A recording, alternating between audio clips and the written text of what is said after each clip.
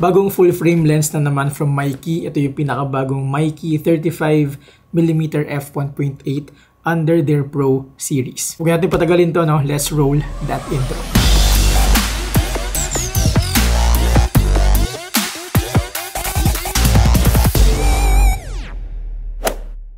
Bagong lahat, no, disclaimer lang na hindi ito sponsored video ng Meike. Pinadala nila sa atin tong lens na to para i-unbox at gawa ng reels. But not this video, so you can expect na magiging honest ako all throughout the review. Having that out of the way, let's see what's inside this box kapag binili nyo siya. Meron siya ng typical na user manual, yung lens hood, and then yung lens na mismo. And basically, that's it. As for the build quality, no, sobrang solid na rin yung feel niya. Hindi siya super premium, no, tulad ng mga G Master or Art lenses, pero masabi mo talaga na nasa Pro lineup siya kasi mabigat na rin siya. Tapos ganda rin yung size niya, tsaka yung form factor niya mismo.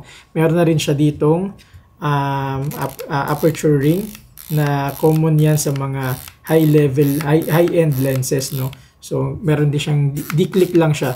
Hindi mo siya pwedeng i-turn off. Kasi yung iba pwede mo i-off yung click niya. Pero ito, hindi pwede. So, yan lang siya talaga. Tapos, meron din siyang AF/MF switch na ako, super fan ako niyan, no. So, gamit na gamit ko yan. And maganda na meron siyang ganyan. And other than that, meron din siyang focusing ring. And that's pretty much it, no? Wala na siyang kung ano pang button, switches, yun na siya. And para sa akin, enough naman na yun para masabing pro, kumbaga. Again, no, hindi siya comparable sa mga features or sa body components ng G Master or Art lenses. Sa presyo pa lang, napakalayo naman talaga. But okay na rin siya kumpara sa ibang Meike lenses. Pro na pro nga yung datingan niya. And then for the for the front element naman, meron siyang, kung balak mo maglagay ng lens filters, meron siyang 58mm diameter. Yan siya, 58mm diameter. If ever na maglalagay ka ng lens filters like VND mist filter. Sa baba naman niya, sa bottom part, common naman na to na meron siyang what you call this, USB-C for firmware update. So yun na siya, no. Again, tamang-tama lang yung size niya and maganda yung feel niya. Tamang bigat lang, not too heavy, not too lightweight. With the lens hood on, ito yung itsura niya. Ayan naman yung with lens hood. Hindi pa rin siya naka-bulky, pero hindi ako fan ng lens hood eh. Bihira ako gumamit nito, but yeah, ito yung itsura niya. Try natin siya ilagay sa A7 IV natin para makita nyo yung overall itsura niya. And ito na yun. Ito yung magiging itsura niya kapag nilagay nyo na siya sa full frame body such as Sony A7 IV, just like this. Saktuhan lang, di ba? Hindi masyadong nakalaki, hindi masyadong nakaliit, kumbaga, no? Pro level siya, kaya you can expect naman na may dating din siya kahit papaano. Well, at least for me, no? Parang, again, tamang-tama lang yung size niya, in my opinion. And I don't mind na wala siyang off option para sa click niya, para sa aperture, kasi ako, lagi naman ako naka-on talaga, kasi, satisfying eh. And that's what I do, ASMR video. So yeah, sobrang solid. And the fact na meron siyang AF/MF switch, more than good enough na yun for me. How I wish lang meron pa siya nung mga customizable buttons, no, pero okay lang kahit wala, saktuhan na siya. Okay naman siya for me. Again, hindi siya ganong kagaang, which is expected naman sa mga high-end lenses like pro level lenses. So yeah, okay naman siya. As for the build quality and form factor, okay na okay siya for me. Napunta naman tayo sa performance ng lens na to. Napag-usapan natin yung autofocus niya. Sa totoo lang, parang mag-iisang buwan na to sa akin, no? And ginagamit ko siya recently for both photos and videos. And so far, wala naman ako naging problema as far as autofocusing is concerned. Mind you, wala naman akong ginagawang extreme situations na wala akong pinupuntang racing, wala akong sinushoot na sports. Lagi lang akong street photography, review ng mga tech products, lifestyle, and whatnot. And so far, again and again, wala akong naging problema sa autofocusing nito. Meron siyang eye and face tracking na sobrang responsive and sobrang sensitive, kumbaga. Mabilis din siya in a way. May not be perfect, no? Pero kayang-kaya nitong i-track yung moving subject 90 to 95% of the time. Intelligent enough na rin siya, no, na kahit nakaset yung camera mo to focus or to prioritize yung face ng tao, kapag meron kang nilapit na product sa kanya, kahit walang mukha ng tao yun, kaya niya i-focus yun.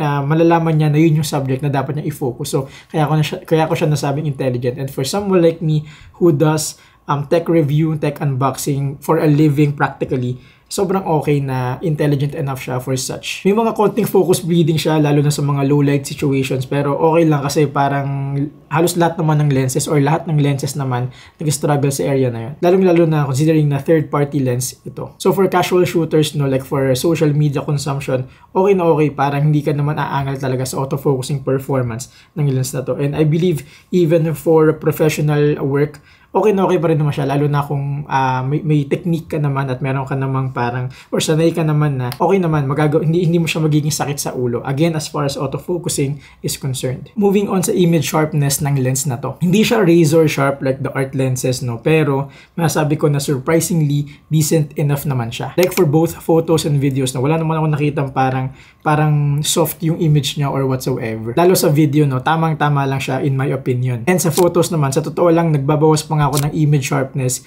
in post-production kasi minsan may mga shots ako na overly sharp in my opinion para sa mata ko. Siguro preference na lang din yun, no, na hindi ko talaga trip din yung sobrang sharp na mga image or photos. Hindi ko siya directly na kumpara sa G Master or art lenses, no, pero I do believe na without comparing them side by side, parang okay na okay naman talaga yung quality nito, especially for social media consumption. May mga ilang photos and videos rin ako na pinost gamit itong lens ito sa social media accounts ko and wala namang mga taong umangal doon. In fact, natuwa pa nga sila na meron na palang ganito si Mikey na decent talaga tsaka maganda yung performance. Hindi naman madalas na, pero may mga paid shoots ako na ito yung ginagamit ko. Wala lang, tinry ko lang siya and so far, okay naman yung mga naging output niya. Naging happy naman yung client ko about it. So in a way, kung professional ka at naghahanap ka ng 35mm that won't break the bank, okay na okay siya talaga. Now let's talk about the focal length and yung maximum aperture niya. 35mm and f1.8 aperture. Masabi ko lang doon, sobrang sweet spot, no? Yung 35mm, isa yan sa pinakasikat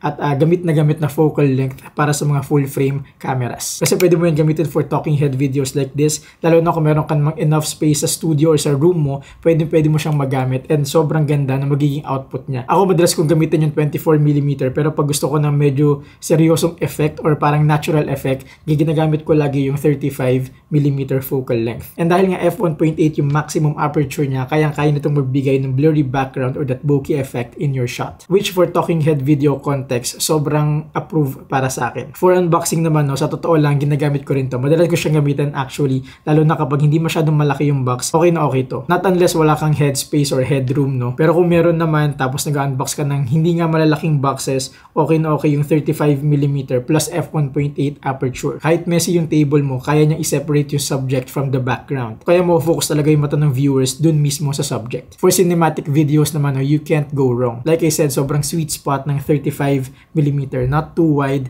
not too tight. Tamang-tama lang kumbaga. Sa totoo lang, may mga nagsasabi na yung 35mm daw yung pinakamalapit sa kung ano yung mismo nakikita ng mga mata natin. Kaya kung gusto mo ma-achieve yung natural pero cinematic, okay na okay itong 35 f1.8. For vlogging, hindi ko siya ma-recommend. Masyado siyang tight for vlogging. Especially kung yung camera mo merong active mode stabilization na most often than not, i-turn on mo yun para mas stabilize yung footage and I'm telling you, tight siya for it. Kung wala namang problema sa'yo na kinakain ng mukha mo yung buong screen, edi go, pero ako hindi ko siya prefer sa totoo lang. For product showcasing or B-roll, sobrang ideal nito. Natural feel and with the f1.8 aperture, sobrang separated yung subject from the background. Kaya kitang-kita mo na may emphasis dito sa subject. Which is ideal again for unboxing and tech reviews. And isa pa pala na dahil f1.8 yung maximum aperture niya, kayang-kaya nitong mag-perform even in low light situations. Especially sa mga ganitong camera like Sony A7 IV na merong magandang low light performance, okay na okay itong pares nito. Ako na sobrang sucker ako ng mga bokeh effect or blurry background, no, sa lahat ng ginagawa ko like mapa, tech review yan, portrait, photography, video. Sobrang okay sa akin itong lens na to kasi ngayon 35 f1.8, sobrang sweet spot talaga na again and again. Lalong-lalo na nga sa mga ginagawa ko as a full-time content creator. Finally, hindi perfect itong lens na to like any other lenses. Meron pa rin siya ng mga chromatic aberration, vignetting, distortion, and whatnot. But as to how I do things, no, masabi ko lang na hindi siya deal breaker. Not unless na lang nagpixel peep ka to the highest level, no. Pero kung hindi, masabi ko na yung mga imperfections niya kayang-kayang gamutin in post-production. I'm not saying na dadayain mo na lang siya in post-production, no, but what I mean is tolerable and well-controlled naman yung mga imperfections niya. Kaya again, hindi siya deal breaker in my opinion. As I end, no, magkano nga ba itong lens na to? Sa ngayon, parang hindi pa siya available sa Pilipinas, no, but sooner or later, magiging available na siya. And yung malamang maging price point niya is around 20,000 to 24,000 pesos. I know, merong mga mas murang options sa category nito. But for what this lens has to offer, I'd say worth it naman siya. So kung naghahanap ka ng bagong lens na may 35mm f1.8 maximum aperture, if you're gonna ask me kung marirecommend ko siya, yes and yes and yes. As a matter of fact, no, kung wala ka pang kahit anong lenses ngayon at dito ka magsisimula para sa full frame camera mo, baka maging staple pa nga to. Kasi gamit na gamit talaga siya sa napakaraming bagay. Mapa-videographer ka or photographer. Mapa-professional or casual. And para sa pro level lens, mura na yun sa totoo lang. Again, hindi ito sponsored video, no, pero sobrang nasatisfy kasi talaga ako sa performance ng lens na to. Like kung wala akong kahit anong 35mm dito, you can be sure na lagi ko itong gagamitin. Again, hindi pa siya available dito sa Pilipinas, pero kung atat ka na, pwede ka nang pumunta sa website ng Mikey or sa Amazon, available na to. But yun lang naman for this video, no. Again, sana nakatulong to and sana may napulot kayo kahit papano. Kung hindi pa pala kayo nakasubscribe, mag-subscribe na kayo kasi again, marami pa tayong lenses at marami pa tayong tech review na gagawin. Kung meron din kayong mga video suggestion or meron kayong mga tanong na pwede natin gawan ng video, let me know in the comment section as well. Pwede nyo rin pala ako i-message sa Instagram, Facebook, or TikTok. By the way, isingit ko pala dito na meron tayong ongoing giveaway sa Instagram account natin. One is in collaboration with Insta360. Mamimigay tayo ng isang brand new Insta360 Go Ultra. And yung isa naman, no, in a way celebration siya ng 80,000 followers natin sa Instagram. In partner naman yon with Nomatic. May bigay tayo ng 2 brand new premium camera bags. Peter McKinnon collaboration yon. So, sobrang gandang bags na. So, para makasali kayo, punta lang kayo sa Instagram account ko. Nasa mga recently posts ko naman siya. Yun lang muna for now, no. Again, maraming salamat kay Mikey at maraming salamat sa panonood at sa walang sawang suporta. Yun lang muna for now. I will see you guys in the next video.